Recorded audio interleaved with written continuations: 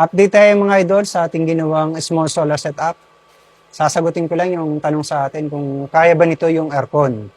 So kahapon, try na namin buksan namin aircon na 0.75 HP inverter. At kasabay nun may nakabukas din na isang rep at isang electric fan. At ang load nila ay umabot ng 1,115 watts.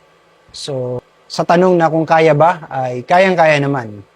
Kaya lang, ang observation ko, dahil may kasabay na rep at electric fan, ang bilis uminit ng inverter. So, kung gagamit kayo ng aircon, tapos ganito yung inverter nyo, ay aircon lang. Huwag nang sabayan ng ibang appliances pa.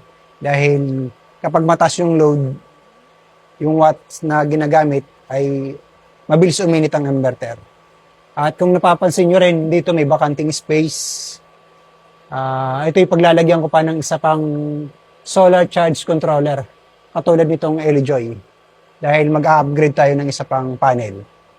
So yun ang mga idol.